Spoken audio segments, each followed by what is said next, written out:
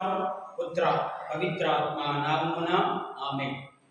ప్రభువు మీతో ఉందురుగాక, మీ ఆత్మతోనూ ఉందునుగాక. పునీత మార్కు గారు రాసిన సువిశేషంలోని భాగము ప్రభువా మీకు మహిమ పలుకునుగాక.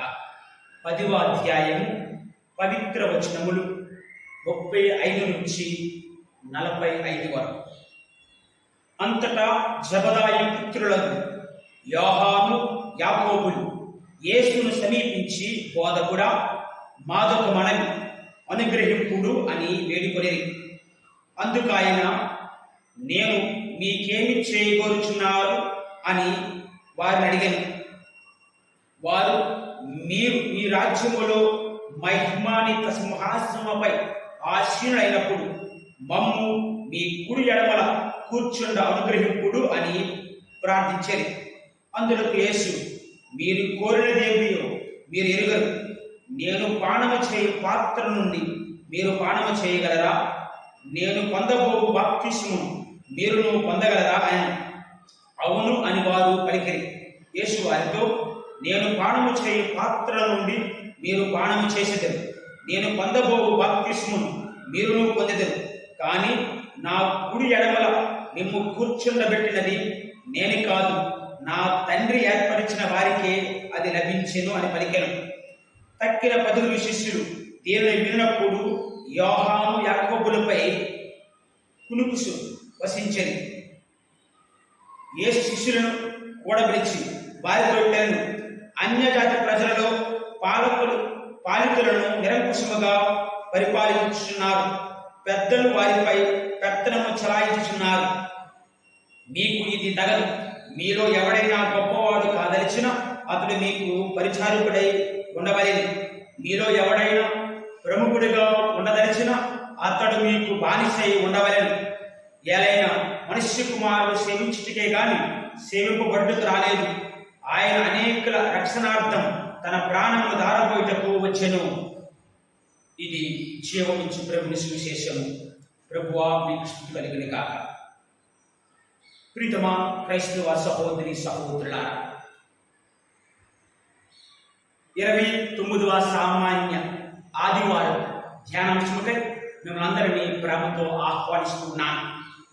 ఈనాటి గ్రంథ పఠనాలు మనకి బోధిస్తున్నటువంటి అంశం ఏంటంటే అధికారము, దాని వినియోగం. అయితే దైవ ప్రజలారా, మనిషి సంఘజీవి. అందరూ కలిసికట్టుగా ఒకరికొకరు తోడు నీడగా సహాయం చేసుకుంటూ జీవించాలని కోరుకుంటారు. సంఘాన్ని సరళముగా నడిపించడానికి, సమస్యలను పరిష్కరించడానికి ఒక ప్రజా విధానము మనకి ఉండాలి. అది అవసరం. దానినే మనం అధికారం అంటాం. అయితే ఈ రోజుల్లో ఈ అధికారాన్ని దుర్వినియోగం చేసే వ్యక్తులు చాలా మంది ఉన్నారు. సద్వినియోగం చేసేదానికంటే మితిమీరిన పెత్తనం, దౌర్జన్యం, అవినీతి, అక్రమాలు చేయటానికి ఈ యొక్క అధికారాన్ని ఎక్కువగా ఉపయోగిస్తున్నారు. అయితే ఒక చిన్న కథ. ప్రకాష్ అదేవిధంగా గంగాధర్ కూడా ప్రాణ స్నేహితులు. చిన్నతనం నుంచి కూడా చాలా సన్నిహితముగా జీవించారు. వారు ఒకే పాఠశాలలో చదువుకున్నారు. ఇద్దరికి ఒకే గురువులు బోధించారు. అయితే ప్రకాష్ అనే వ్యక్తి ఒక పేద కుటుంబానికి చెందినవాడు. కష్టపడ్డాడు, కలెక్టర్ అయ్యాడు. తల్లిదండ్రులకి మంచి పేరును తీసుకురావాలనుకున్నాడు. బాధ్యతాయుతముగా ప్రవర్తించాడు. మంచి కీర్తిని సంపాదించుకొని శభాష్ అనుకొని ఒక మంచి భవిష్యత్తును కోరుకున్నాడు. అయితే తన ప్రాణ స్నేహితుడైనటువంటి గంగాధర్ దానికి విరుద్ధంగా ప్రవర్తించాడు. తాను ఒక ధనికుడై అక్రమ సంపదలను సంపాదించుకోవాలని, పేద ప్రజలను పీడించాలని, లంచన భూములను దోచుకోవాలని, ఈ విధముగా అక్రమ మార్గంలో సొమ్మును సంపాదించుకోవడానికి నేను ఒక అధికారాన్ని ఈ సమాజంలో సంపాదించుకొని ఈ అధికారంతో దుర్వినియోగం చేస్తూ నేను గొప్పవాడు అవ్వాలని తలంచాడు. ప్రీతమ క్రైస్తవ సహోదరి సహోదరులారా, ఇద్దరు వ్యక్తులు కూడా ప్రాణ స్నేహితులే, ఒకే బడిలో చదువుకున్నారు, పాఠశాలలో ఒకే రకమైనటువంటి గురువులు వీరికి బోధించారు. అయినప్పటికీ వారి యొక్క ఆలోచన సరళి, వారు జీవించే జీవితము వేరే. కావున ప్రీతమ క్రైస్తవ సహోదరి సహోదరులారా, భుజబలము కన్నా బుద్ధి బలము విన్న, అర్ధబలము కన్నా అంగబలము కన్నా ఆత్మబలము విన్న, సత్యము ధర్మము పాటించు నిర్మల హృదయం నీతి బలము వీటన్నిటికంటే విన్న. కావున ప్రీతమ క్రైస్తవ సహోదరి సహోదరులారా, మనం పవిత్ర గ్రంథంలో చూసినట్లయితే తండ్రి దేవుడు నరునికి ఇచ్చిన వరాల్లో గొప్పదైనటువంటిది ఏంటంటే అధికారం. ఈ అధికారంతోనే సమస్త జీవకోటికి తాను పేర్లు పెట్టాడు. ఆదికాండము 2వ అధ్యాయం 19వ వచనంలో చూస్తున్నాం. అదే విధముగా ఈ అధికారముతోనే దేవుడు తన పసగలటువంటి స్త్రీకి నారి అని పేరు పెట్టి పిలిచాడు. సృష్టి గ్రంథము 2వ అధ్యాయము 23వ వచనంలో మనం చూస్తున్నాం. మరి అదే విధముగా నూతన నిబంధనలో కూడా క్రీస్తు ప్రభు ఆ అధికారాన్ని అందరికీ ఇచ్చారు. తన దగ్గర ఉన్నటువంటి ఈ అధికారం ఇతరులకు ఇచ్చాడు. పాపములను క్షమించుటకు దాన్ని ఉపయోగించాడు. తన శిష్యులకు ప్రభు యొక్క అధికారాన్ని ప్రసాదిస్తూ, మీరు ఎవరి పాపాలను క్షమించిన ఎడల అవి క్షమించబడతాయి, ఎవరు పాపాలను క్షమించరో అవి క్షమింపబడవు అని చెప్తూ ఈ అధికారాన్ని పంచుకున్నాడు తన శిష్యులతో. ఈ విధముగా చూస్తే ప్రీతమ క్రైస్తవ సహోదరి సహోదరులారా, ఈ అధికారము మనిషి యొక్క సొత్తు. అయితే దీన్ని ఎంతవరకు ప్రజాశ్రేయస్ కొరకు ఇతరుల మంచి కోసం ఉపయోగిస్తున్నామనేది ఆత్మపరిశీలన చేసుకోవాలి. చాలా వరకు ఈ అధికారాన్ని సొంత లాభం కోసము, మన శ్రేయస్సు కోసమే చాలా వరకు దీన్ని వాడుకుంటాం. అయితే దైవ ప్రజలారా, ఈనాటి మొదటి పట్టణాన్ని మనం ఒకసారి గమనించి చూసినట్లయితే అసిరియా రాజుల బానిసత్వములో బ్రతుకుతున్నారు ఇశ్రాయేలు ప్రజలు. అయితే వారికి దేవుడు ఓర్పిస్తున్నాడు, బలాన్ని ధైర్యాన్ని ఇస్తూ ఉన్నాడు. వారిని ఆదుకోవటానికి తన సేవకులను పంపుతానని తెలియజేస్తున్నాడు. తన ప్రజలు ఎంతవరకు కలి విన్నటి సంగతులు వారు వింటారని, వారిని ఆదుకుంటాడని యెషయా గ్రంథము 52వ అధ్యాయం పవిత్ర వచనము 13 నుంచి 15 వరకు చెప్తున్నారు. చివరికి ఆ సేవకుడు తన శక్తిని, తన అధికారాన్ని దేవుని ప్రణాళిక ప్రకారం వాడుతాడని, దేవుని చిత్తమునకై ఉపయోగిస్తాడని వారికి తెలియజేస్తూ, చివరికి మన కోసమై తన జీవితాన్ని త్యాగం చేస్తూ మరణిస్తాడని, నిజమైన నాయకుడిగా ప్రభు యొక్క కుడి పక్కన చివరికి కూర్చుంటాడని యెషయా ప్రవక్త 53వ అధ్యాయము వచనములు 10 నుంచి 12 వరకు తెలియజేస్తున్నాడు. అయితే ప్రీతమ క్రైస్తవ సహోదరి సహోదరులారా, ఇలాంటి అంశాన్ని మనము ఈనాటి సువిశేష పట్టణంలో చూస్తున్నాం. ఇలాంటి అధికారాన్ని పొందడానికి దోహదపడుతున్నటువంటి ఇద్దరు సోదరులను చూస్తున్నాం. జబదాయి కుమారుడు యోహాను యాకోబులు ఇరువురు కూడా వచ్చారు క్రీస్తు ప్రభు దగ్గర. వస్తూ వారు మొరపెట్టారు, మీరు పరలోకములో మీరు తండ్రితో సింహాసనాసీనుడై ఉన్నప్పుడు మాకు మీ కుడి ఎడమల కూర్చుండే భాగ్యాన్ని మాకు ప్రసాదించమని కోరినప్పుడు ప్రభంటున్నారు. అది నా చేతిలో లేదు. తండ్రి ఎవరి కోసమై దానిని సిద్ధం చేశాడో వారికే అది దక్కును అని పలికలు ప్రీతమ క్రైస్తవ సహోదరి సహోదర చక్కని మాటల ద్వారా వారికి క్రీస్తు ప్రభువు పరలోకములో కుడి ఎడమ స్థలాలను వారికి వివరించను. కావున ప్రీతమ క్రైస్తవ సహోదరి సహోదరుల, ఒక్కొక్కసారి ఈ లోకపు వ్యామోహాల్లో పడి మనము కూడా అధికార పెత్తనము కోసము, పేరు ప్రతిష్ఠల కోసము ఒక్కొక్కసారి మనము కూడా ఎక్కువగా ప్రోత్సాహం చెందుతాం. ఒక్కొక్కసారి మనలో ఆ వ్యామోహంతో, ఆ పిచ్చితో ఏ పని చేయడానికైనా వెనుకొచ్చి వేయి. అలాంటి సంఘటనను మనం చూసినట్లయితే జరిగిన సంఘటన, గాంధీ స్వాతంత్రం వచ్చిన తర్వాత ఎవరు ప్రధాని?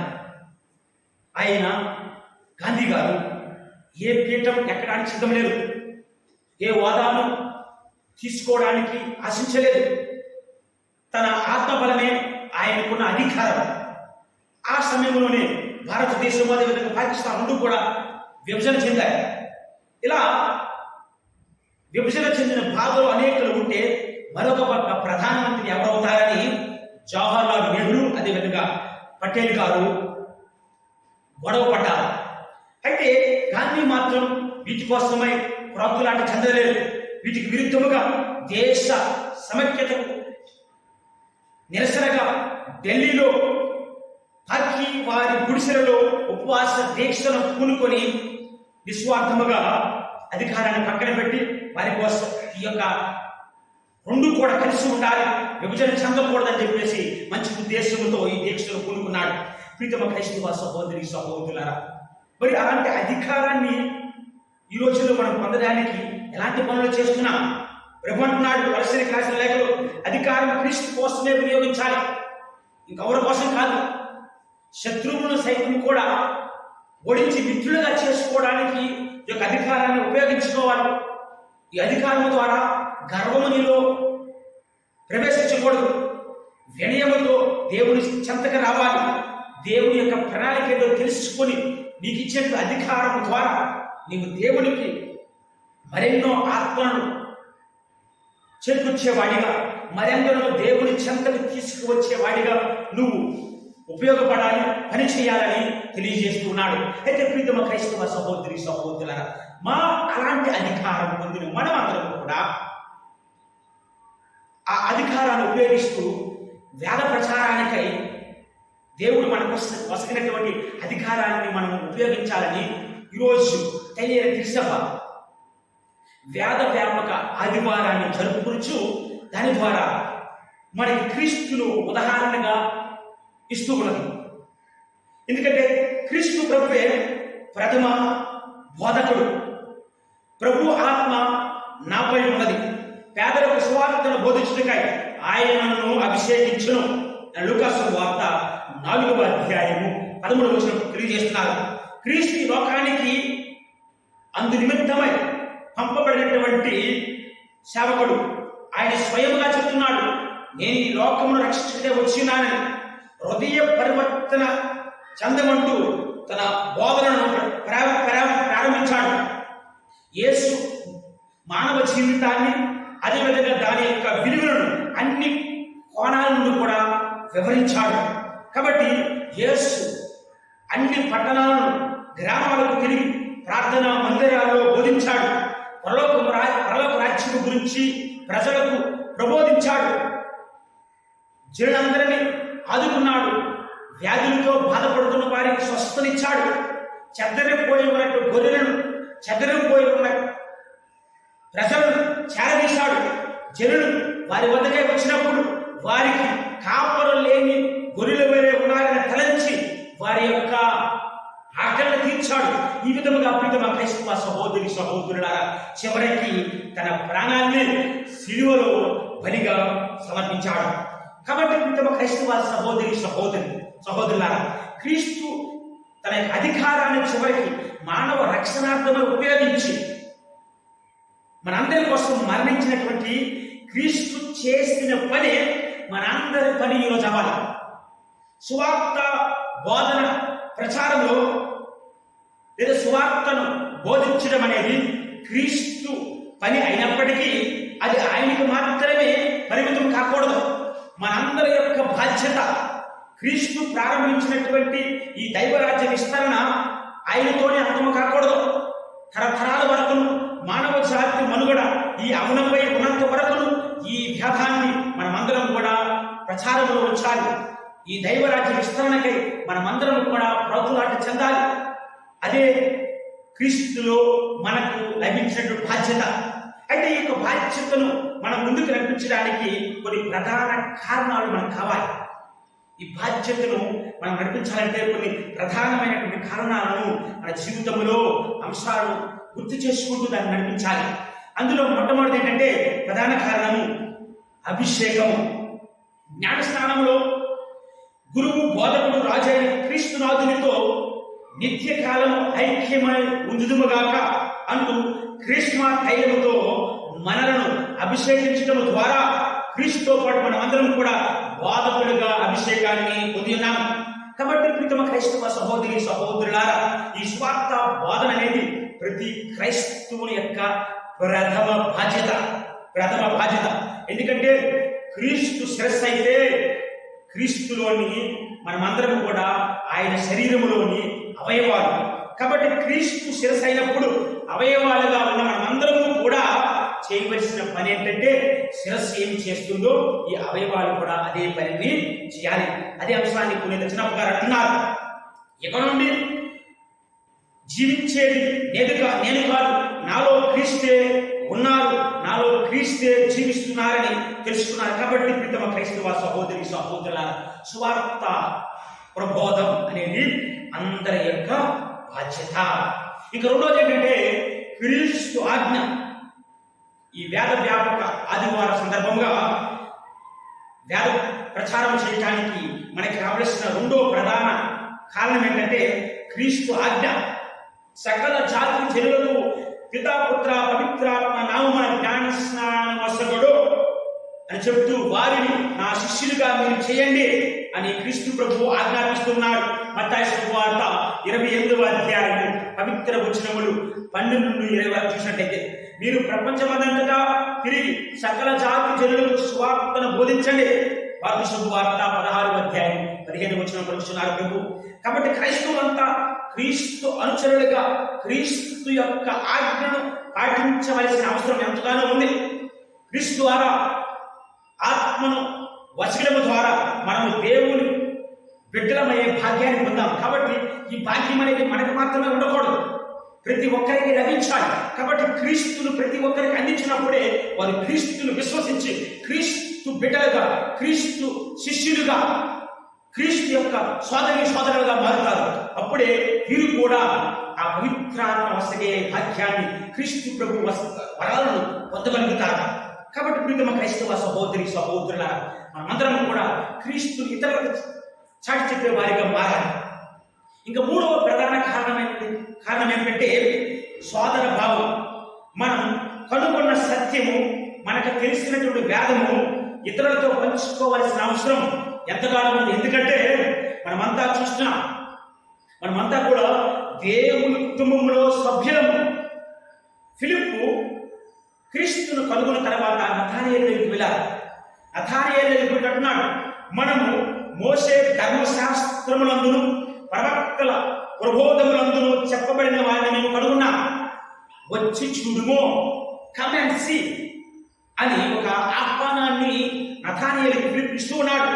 అయితే ఫిలిప్పు తాను కనుగొన్నటువంటి సత్యాన్ని కనుక మాత్రమే పరిమితం చేయలేదు, నతానయేలుతో పంచుకున్నాడు. మరి మనము కూడా ప్రియతమ క్రైస్తవ సహోదరి సహోదరుల ఈ కనుగొన్న సత్యాన్ని, ఈ వేదాన్ని ఇతరులకు చెప్పాలి, ఇతరులకు తెలియజేయాలి, ఇతరులకు కూడా ప్రభు యొక్క శిష్యులుగా ఉండటానికి ఆహ్వానాన్ని ఇవ్వాలి. మనం యోహాను సువార్తలో చూస్తున్నాం, 4వ అధ్యాయాన్ని పరిశీలించినట్లయితే అక్కడ సమరయ స్త్రీ క్రీస్తుతో జరిగినటువంటి సంభాషణ తర్వాత ఆయనను క్రీస్తుగా గుర్తించింది. అయితే ఆ సంతోషాన్ని, ఆ ఆనందాన్ని, ఆ సత్యాన్ని కనుక మాత్రమే పరిమితం చేయలేదు. ఒక మనుష్యుడు నేను చేసినవన్నీ చెప్పాను, వచ్చి చూడండి అని ఆయన క్రీస్తేమో అని తన గ్రామ ప్రజలందరికీ కూడా ఈ యొక్క సువార్తను చాటి చెప్పి వారందరినీ కూడా క్రీస్తు దగ్గరికి తీసుకువచ్చింది. తర్వాత వారందరూ కూడా ఆయన క్రీస్తు యొక్క బోధనను, ఉపదేశాలను ఆలకించారు, ఆయన విశ్వసించారు. వాక్యం మనకు సెలవిస్తున్నది. కాబట్టి ప్రియతమ క్రైస్తవ సహోదరి సహోదర, సమరయ స్త్రీ తాను పొందిన విశ్వాసాన్ని ఇతరులతో పంచుకుని వారిని కూడా పొందడానికి తోడ్పడింది. ఇంకా 4వ ప్రధాన కారణం ఏంటంటే ఎన్నుకోబడిన జాతి. క్రీస్తునందు ప్రతి క్రైస్తవుడు దేవుని చేత ఎన్నుకోబడిన వ్యక్తే. సృష్టికి పూర్వమే ఆయన మనలను క్రీస్తునంతర వారిగా ఎన్నుకున్నాడు అని ఎఫెసీయులకు రాసిన లేఖ 1వ అధ్యాయం 4వ వచనంలో పలుకుతున్నారు. కాబట్టి క్రీస్తు ప్రజలుగా ఉండుటకు దేవుడు మీకు పిలిచెను. రోమీయులకు రాసిన లేఖ 1వ అధ్యాయం 6వ వచనం. కాబట్టి దేవుని చేత ఎన్నుకోబడిన ప్రజలందరూ కూడా ఆయన సువార్తను బోధించవలసినటువంటి అంశము, బాధ్యత ఎంతైనా మనందరికీ కూడా ఉన్నది. అపోస్తలుల కార్యాలు చూసినట్లయితే 6, 7వ అధ్యాయాల్లో స్టీఫెన్ చరిత్రను మనకి వివరించడం జరుగుతుంది. అపోస్తలుల పనిలో సహాయపడడానికి శిష్య సంఘములోనికి ఎన్నుకోబడినటువంటి 7 భక్తులలో 7 డీకెన్స్, వారిలో ఒకరు ఈ స్టీఫెన్ గారు. అయితే సంఘ సేవ నిమిత్తమై ఎన్నుకోబడినటువంటి స్టీఫెన్ గారు ప్రభు యొక్క ఆత్మచే ప్రేరితుడై సేవ మాత్రమే కాదు, వాక్య ప్రబోధాన్ని కూడా ప్రారంభించాడు. స్టెఫాను దైవానుగ్రహమును పొంది శక్తితో నింపబడి చివరికి ప్రజల మధ్య గొప్ప అద్భుతాలను చేశాడు, ఆశ్చర్యకరమైనటువంటి పనులు చేశాడు. అయితే ఇలాంటి పనులు చేసినప్పుడు అపోస్తలులు కానప్పటికీ కూడా సువార్త బోధకై మొట్టమొదటిగా తన ప్రాణాలను అర్పించాడు. కాబట్టి ప్రియతమ క్రైస్తవ సహోదరి సహోదరుల, పైన చెప్పిన అంశాల ఆధారముగా 3 విధాలుగా మన యొక్క సువార్తను కొనసాగించవచ్చు. పైన చెప్పినటువంటి అంశాల ఆధారముగా మన యొక్క సువార్తను ఏ విధముగా మనము కొనసాగించవచ్చు అంటే 3 విధానాలు ఉన్నాయట. మొట్టమొదటి ఏంటంటే ఆ విధానాలు ప్రార్థన. సువార్త సేవలో ప్రధానమైన అంశం ఏంటంటే ప్రార్థన, ప్రేయర్. పంట మిత్రముగా ఉన్నది, కోతగాండ్రులు తక్కువ ఉన్నారు కాబట్టి పంటను సేకరించుటకై కోతగాండ్రులను పంపమని తండ్రి దేవులకు ప్రార్థించమని కోరుడు అని క్రీస్తు బోధిస్తున్నారు. కాబట్టి సువార్త సేవ చేసే వారి కోసం నిరంతరం ప్రార్థన చేయాలి. ఎందుకంటే పునీత చిన్న తెరేసమ్మ గారు అంటున్నారు, శరీరంలోని అన్ని అవయవాలకు గుండె రక్తాన్ని ప్రసరింపచేసినట్లే ప్రార్థన కూడా మన యొక్క ఆధ్యాత్మిక జీవితాన్ని ఆ విధంగా ముందుకు నడిపిస్తుంది. కాబట్టి మనం ప్రత్యక్షముగా లేదా పరోక్షముగా సువార్త ప్రబోధములో పాల్గొనాలంటే సువార్త సేవను అందిస్తున్నటువంటి సేవకుల కోసమే మనమందరం కూడా ప్రార్థన చేసినప్పుడు తప్పకుండా మనము కూడా ఈ సువార్త సేవలో భాగస్థులమవుతాం. ఇంకా రెండవది ఏంటి మనం చేయవలసినటువంటి అంశం ఏంటంటే మన మాటలు. రెండవది ప్రత్యక్ష బోధన. ఇది ప్రసంగాల ద్వారా కావచ్చు, సంభాషణ ద్వారా కావచ్చు, మన మాటలు ద్వారా కావచ్చు. ఎందుకంటే మనం ప్రయాణం చేసినప్పుడు, ఇతర కార్యాలు చేస్తున్నప్పుడు, పలు చోట్లకు వెళ్ళినప్పుడు చాలా మందితో మనం మాట్లాడుతుంటాం. కాబట్టి వారితో మాట్లాడుతున్నప్పుడు మన యొక్క మాటలన్నీ కూడా దేవుని యొక్క విశ్వాసపూరితమైన మాటలుగా ఉండాలి. పునీత పౌలు మహర్షి తన యొక్క 2వ వేద ప్రచారానికి వెళ్తున్నప్పుడు జబ్బు పడ్డాడు. ఆ జబ్బు పడినప్పుడు తనకి వైద్యం చేయడానికి లూకా గారు వచ్చారు. లూకా గారు తనకు వైద్యం చేయడానికి వచ్చినటువంటి లూకా గారితో పునీత పౌలు గారు దేవుని గురించి, క్రీస్తుని గురించి మాట్లాడి లూకా గారిని తన వైపు మలుచుకున్నాడు. క్రీస్తు వైపు మలిచాడు. క్రీస్తునకు సాక్షులుగా నిలిపాడు. కాబట్టి ప్రియతమ క్రైస్తవ సహోదరి సహోదర, మనము కూడా మన యొక్క మాట తీరుల్లో విశ్వాసపూరితమైన మాటలు కలిగి దేవుని వైపు ఇతరులను తిప్పే విధంగా ఉండాలి. ఇంకా మూడోది ఏంటంటే మన క్రియల్ని కూడా ప్రియతమ క్రైస్తవ సహోదరి సహోదరుల ఇతరులకు ఉపయోగపడే విధముగా ఉండాలి. క్రీస్తు ప్రభువు అన్నారు, నా శిష్యుడని ఈ చిన్నవారిలో ఒకడికి ఎవడైనా ఒక గుక్కెడు మంచినీళ్ళు వసగినట్లయితే తన బహుమానాన్ని వాడు పోగొట్టుకోవడానికి మీతో నిశ్చయముగా చెప్పుచున్నానని మత్తయి సువార్త 10వ అధ్యాయము 42వ వచనం బోధిస్తున్నారు. కాబట్టి ప్రియతమ క్రైస్తవ సహోదరి సహోదరుల సువార్త అందించే వారికి మనం ఏ విధంగా తోడ్పడుతున్నాము? మనం మాట ద్వారా వచ్చు, ప్రార్థన ద్వారా వచ్చు, మన క్రియ ద్వారా వచ్చు, లేదా ఆర్థిక సహాయాలు చేస్తూ ఉండొచ్చు. వీటి ద్వారా మనము సువార్త ప్రచారానికై మనము కూడా పాటుపడే వారు అవుతాం. స్వార్థ ప్రచారానికై మనము కూడా సహాయం చేసేవారు అవుతాం. కాబట్టి ప్రియతమ క్రైస్తవ సహోదరి సహోదరులారా, క్రీస్తు మనకిచ్చినటువంటి యొక్క అధికారం క్రీస్తు కోసమే దైవరాజ్య విస్తరణకై ఉపయోగిస్తూ దేవుని యొక్క దీవులను దండిగా మెండిగా పొందడానికి మన యొక్క దైనందిక జీవితంలో ప్రయత్నించుదాం.